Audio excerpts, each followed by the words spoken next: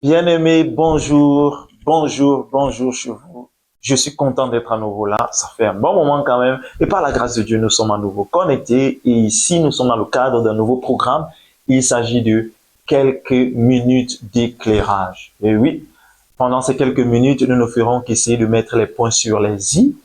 Nous n'avons pas la prétention d'avoir la maîtrise de la parole, mais nous apporterons notre participation dans cet édifice qui est l'Église, la croissance spirituelle des uns et des autres. Donc, bien aimés, pendant ce moment, il sera question pour nous d'essayer d'apporter un peu plus de lumière, un peu plus d'éclairage sur des versets, sur des textes qui ont souvent fait l'objet de mauvaises interprétations. Parce que voyez-vous, bien aimés, beaucoup de versets, beaucoup de textes sont vraiment pas bien interprétés.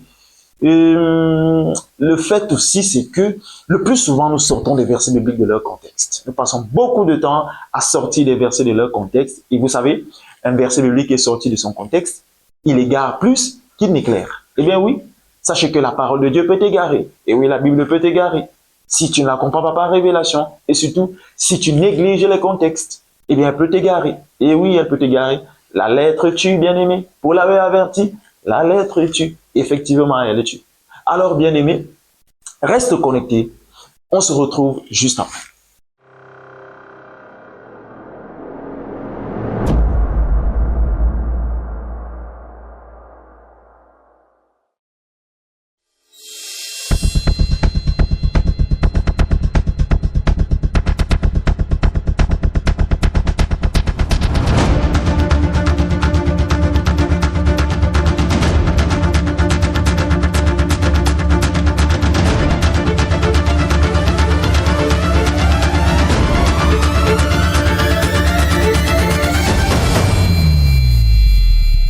Alors, tel que nous le disions aujourd'hui, nous allons prendre un verset. Nous irons dans Jean chapitre 8 et le verset qui nous concerne, c'est le verset 32. Là où Jésus-Christ disait, là où Jean disait que Jésus-Christ disait. Parce que oui, l'évangile de Jean a été écrit par Jean. Alors, Jean disait que Jésus-Christ avait dit, vous connaîtrez la vérité et la vérité vous affranchira. Ah, qu'est-ce que ce verset est populaire, il est vraiment populaire. Tout le monde le cite ici, on le cite là-bas, on le cite ici, on le cite là-bas. Eh bien, ce verset, il est tellement connu, il est tellement répandu, qu'il y a certains même qui citent ces versets, qui citent cela sans savoir même que c'est un verset de la Bible. Parce qu'il est tellement populaire, on le cite là, on le cite là, on le cite là, on le cite là.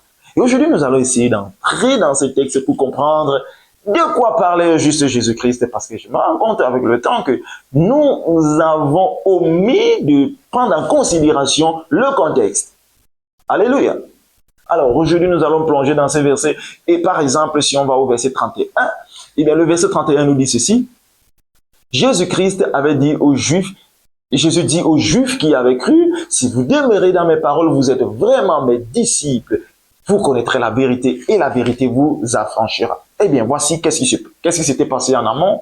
Eh bien, Jésus-Christ était dans le temple, c'est-à-dire dans le lieu où il y avait le trésor, et il était en train de partager. Et il y avait là l'auditoire, il y avait la foule, un mélange de personnes, des scribes, pharisiens et tout. Donc, alors, Jésus-Christ était en train de parler de comment il vient du Père, comment il parlait de lui en fait. Et les pharisiens disaient, ah, tu rends témoignage de toi-même, mais ton témoignage n'est pas vrai. Parce que tu rends témoignage de toi-même. Jésus-Christ dit, ah non, je ne rends pas témoignage de moi-même. Si même je rends témoignage de moi-même, le Père, je ne suis pas seul, parce que le Père également est avec moi. Je rends témoignage de moi, le Père aussi rend témoignage de moi. Et donc, mon témoignage, il est vrai. Et par la suite, Jésus-Christ annonce que bientôt il va partir. Eh bien, les pharisiens qui sont là, un peu comme pour se moquer, ou alors pour railler un peu, disent, mais qu'est-ce qui arrive à celui-ci? Il va se tuer ou bien quoi? Il dit qu'il va partir, ça veut dire qu'il va se tuer.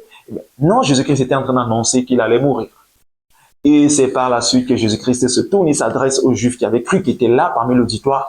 Si vous demeurez dans mes paroles, vous êtes vraiment mes disciples, vous connaîtrez la vérité et la vérité vous affranchira. Et bien voici, ce verset le plus souvent nous l'avons interprété de la sorte. Vous allez découvrir ce qu'un verset quelconque de la Bible dit au sujet d'un domaine quelconque de la vie, et vous serez affranchis de l'ignorance concernant ce domaine de la vie. Parce que c'est vrai, le monde a sa façon de voir les choses, et Dieu également a sa façon de voir les choses. Alors, on a souvent pris ce verset pour dire que, eh bien, tu vas découvrir la façon de voir les choses de Dieu, et tu seras affranchi de l'ignorance. Ok? Donc, quand tu vas tomber sur ce qu'un verset biblique dit concernant une situation quelconque, eh bien, tu seras affranchi de l'ignorance par rapport à cette situation. Faisons attention. Je ne suis pas en train de dire que ce n'est pas vrai. Parce que si tu découvres ce qu'un verset biblique dit concernant une circonstance quelconque de la vie, eh bien, c'est tout à fait évident que tu sois affranchi de l'ignorance concernant ce domaine. Mais le fait, c'est que le plus souvent, nous utilisons ce verset pour soutenir cela. Et pourtant, en vérité, qu'est-ce que Jésus-Christ voulait dire juste? Quand Jésus-Christ dit, vous connaîtrez la vérité. Quelle vérité? Jésus parle de quelle vérité? Eh bien, c'est de ça dont il est question. Eh bien, c'est pourquoi il va falloir qu'on revienne sur ce que nous avons dit en amont. Jésus-Christ venait d'annoncer sa mort. Eh bien, il parlait de quelle vérité? Il parlait de la vérité en rapport avec sa mort. Parce que, eh bien, nous souvenons après la mort de Jésus-Christ. Après que l'œuvre a été achevée. Quelle œuvre? L'œuvre de la mort de Jésus, l'œuvre du calvaire. Parce que Christ avait une mission, mourir. La mission principale de Jésus était de mourir. Parce que par sa mort, il allait renverser un ensemble de choses, parmi lesquelles le péché, parmi lesquelles l'ancien système, quand je parle de l'ancien système, je parle de la loi. L'ancien système et également, il allait renverser le moi. Parce que c'est vrai, Jésus est venu nous affranchir de beaucoup de choses, mais je peux me permettre de résumer ça en trois grandes choses. Jésus est venu nous affranchir du péché. Voici l'agneau de Dieu qui ôte le péché du monde, Jean-Baptiste avait dit. Jésus-Christ est venu nous affranchir de nous-mêmes, ça veut dire du moi, du vieil homme. Romains 6, le verset 6, sachant que le vieil homme a été crucifié à la croix avec Christ, afin que le corps du péché soit détruit. Ok? Alors, Jésus-Christ est venu nous affranchir du vieux système, de l'ancien système légaliste où il fallait faire un ensemble d'œuvres, il fallait faire un ensemble de choses pour mériter l'intervention de Dieu, pour provoquer l'intervention de Dieu. Jésus-Christ est venu nous affranchir de ces choses. Comme aujourd'hui nous voyons, il faut gêner pour que Dieu fasse, il faut gêner pour que Dieu intervienne, il faut gêner pour que Dieu se manifeste. Bien aimé, Jésus-Christ est venu nous affranchir des efforts pour stimuler l'action de Dieu, pour susciter l'intervention de Dieu. Ça, c'est le vieux système, le système légaliste. Il est venu nous affranchir de ça aussi. Il est écrit, nous ne sommes plus sous la loi, mais sous la grâce. Alors revenons sur ce que nous étions en train de dire.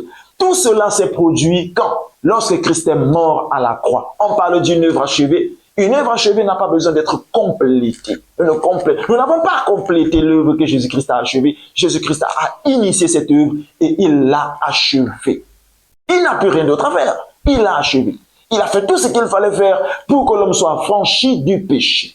Jésus voulait donc faire comprendre à ses bien-aimés parce qu'ici, Jésus-Christ parlait d'être affranchi du péché. Oui, parce qu'en fait, au verset 33, ces Juifs lui demandent, mais comment tu peux dire que nous serons affranchis? Parce que nous sommes la postérité d'Abraham.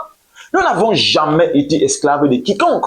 Alors Jésus leur dit, ah, bien-aimé, en vérité, celui qui se livre au péché, il devient esclave du péché.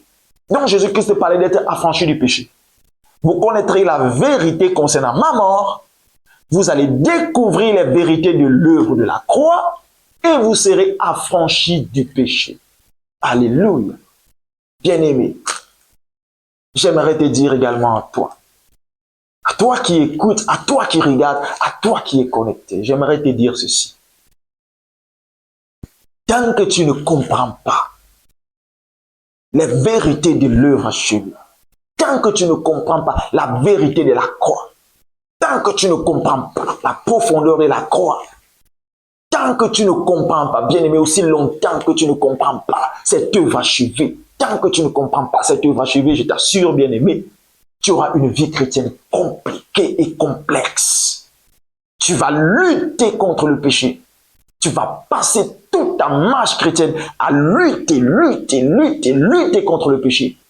Et je t'assure, toute personne qui ne comprend pas l'œuvre de la croix, qui n'a pas encore compris l'œuvre de la croix, bien-aimé, n'a pas encore expérimenté la vraie liberté. Ah, je t'assure, n'a pas encore expérimenté la vraie liberté. La vraie liberté. Eh oui, bien-aimé. Mais alors, tout est grâce. C'est pourquoi, bien-aimé, mon souhait est que notre Père, notre Dieu, t'ouvre les yeux également sur l'œuvre de la croix, qu'il te fasse grâce. Parce que, bien-aimé, c'est par grâce. Qu'il te fasse grâce de comprendre l'œuvre de la croix, afin que tu sois affranchi d'un bon nombre de choses avec lesquelles tu luttes encore. D'un bon nombre de choses qui t'embarrassent encore.